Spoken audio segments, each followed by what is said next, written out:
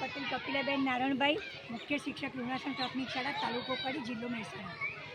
અમારે ત્યાં GRI cell company તરફથી રેઇન વોટર હાર્વેસ્ટિંગ માટે વર્ધમાન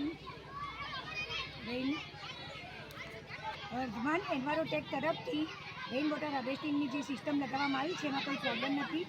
પહેલાં અમારા મેદાનમાં ખૂબ પાણી ભરાતું હતું, પણ આ સિસ્ટમ લગાવ્યા પછી કોઈ પ્રોબ્લેમ જણાયો નથી। હાલ કોઈ સમસ્યા નથી, મેદાનમાં ક્યાંય કોઈ જગ્યાએ પાણી ભરાતું નથી।